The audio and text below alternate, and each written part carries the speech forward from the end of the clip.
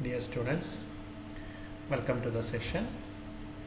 In this session, we will try to understand how to extract important information from graphs. I told you the previous day there are several types of graphs used to represent thermodynamic processes, namely the PV diagram, PT diagram, VT diagram, TS diagram, etc. In this session, we will try to understand how to obtain important information from two of such diagrams. One is the VT or TV diagram and the other one is the PV diagram. Let's go to the first of that kind, the TV diagram.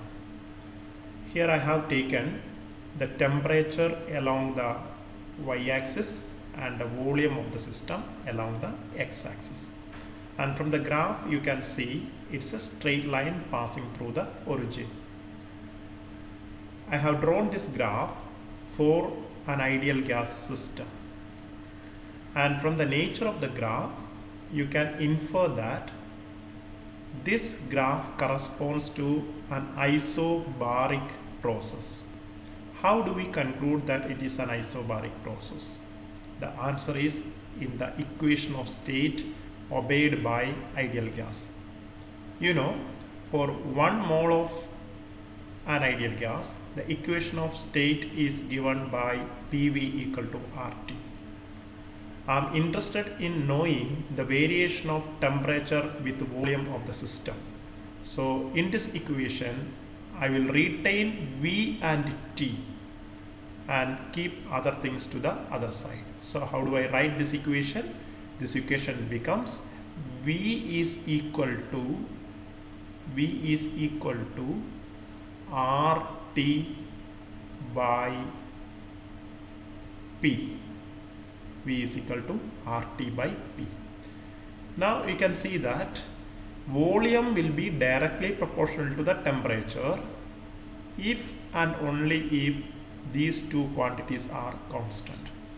You know already R is the universal gas constant, a fundamental constant, and hence if pressure is kept a constant, then volume will be directly proportional to the temperature. And if volume is directly proportional to the temperature, the graph between volume and temperature for the system should be a straight line that is passing through the origin. That's a basic mathematical understanding. So from this I can conclude that V is directly proportional to temperature when pressure is a constant. Okay, so you can see here that this graphs P1 and P2 corresponds to an isobaric process. So V is directly proportional to T, or I can write in the reverse also, T directly proportional to V. Now you can see there are two graphs shown here, one corresponding to P1 pressure and the other corresponding to P2 pressure.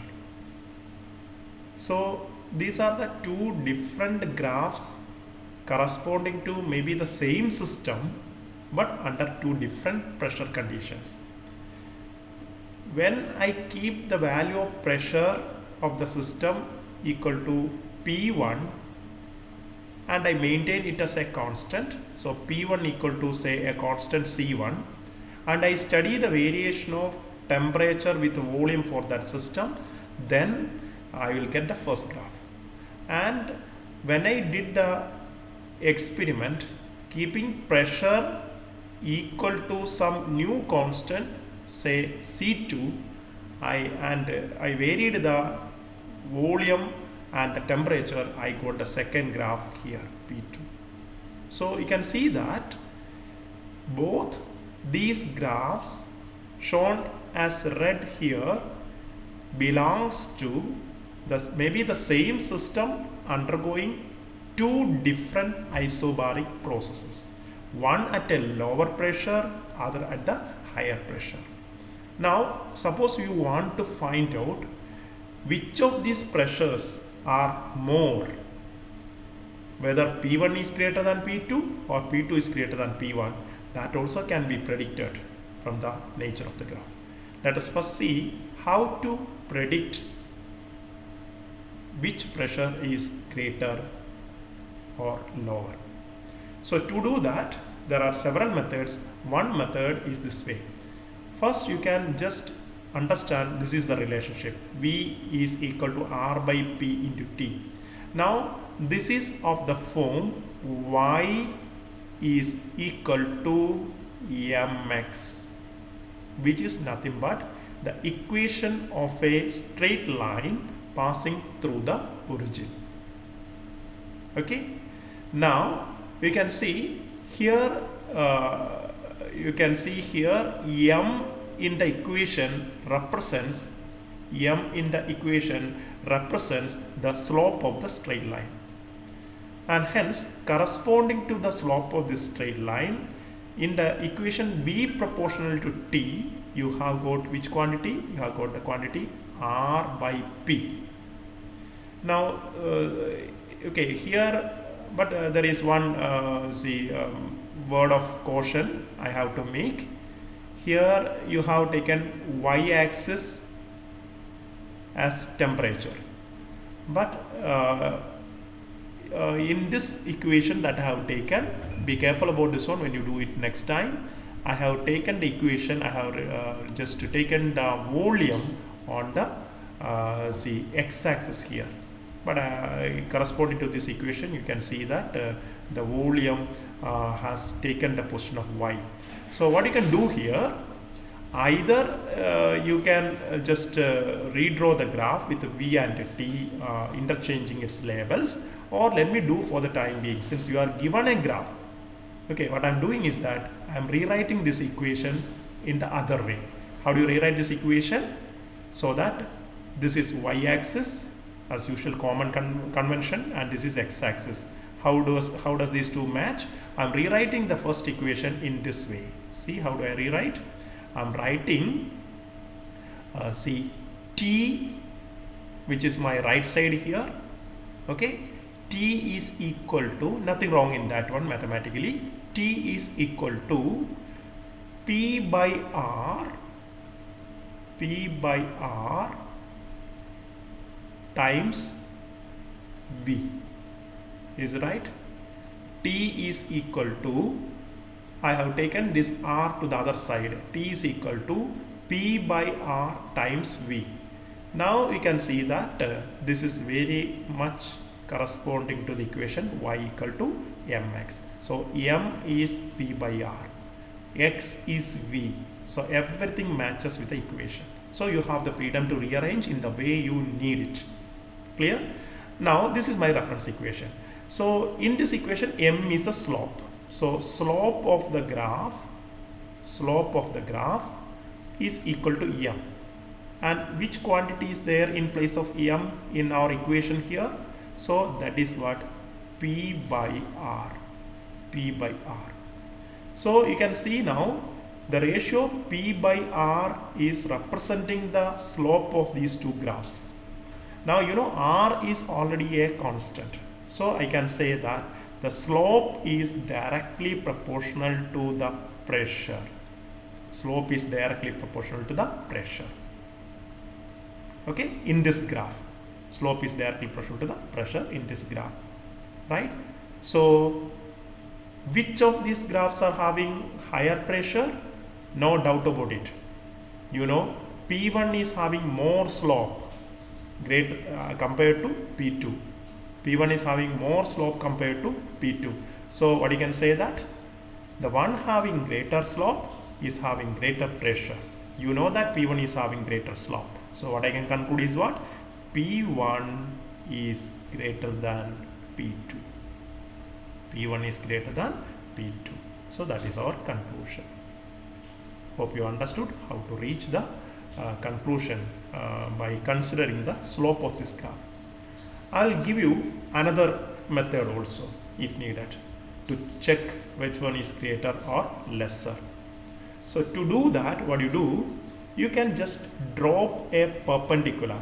You can drop a perpendicular from one of the graph to either the x-axis or to the y-axis, that doesn't matter, but only condition is that perpendicular should cut both the graphs.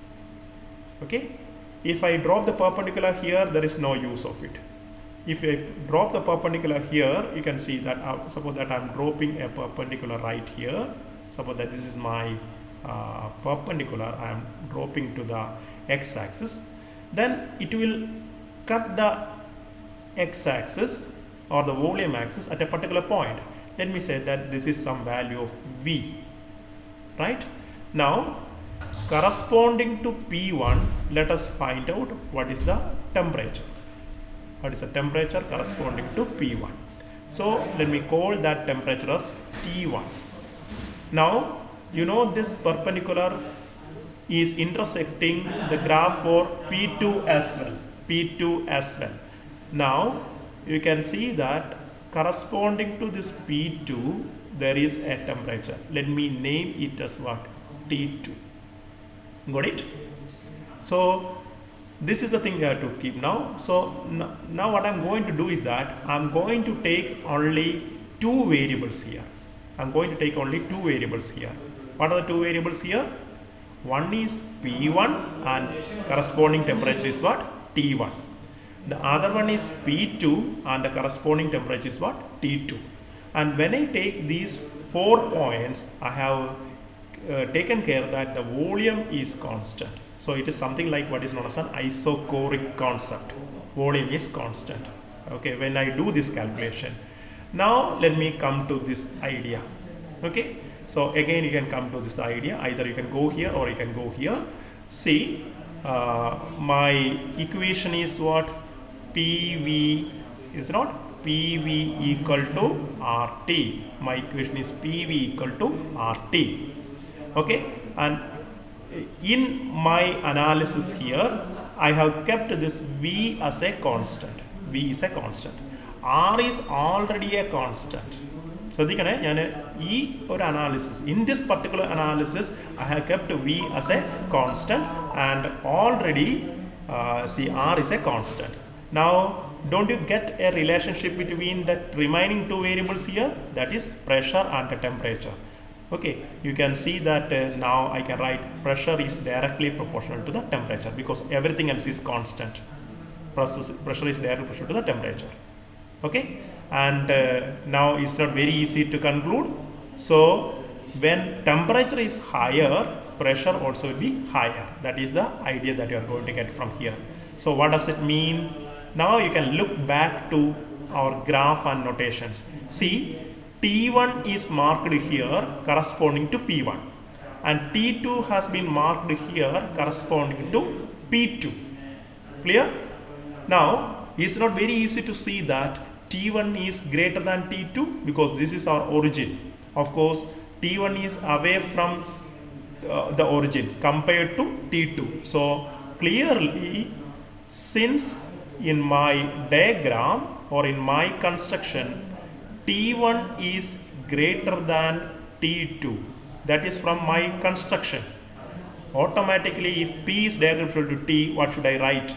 P1 should be greater than P2. Hope that this idea is clear to you. Okay, and can't you see that we are able to reach the same conclusion either by taking the slope of the graph and considering the constancy or comparing the slopes, or by drawing a perpendicular to one of the axes and comparing the equation in this way. Okay, now you can reach the same conclusion in yet another way. How? You can drop the perpendicular to the y-axis instead of dropping it to the x-axis. Okay, say I will leave the just procedure for you, but for the time being, let us see how to drop it. So I'm going to drop the perpendicular now here. I told you only there is one condition. You should drop the perpendicular in such a way that it crosses both the graphs. So let me drop it from here.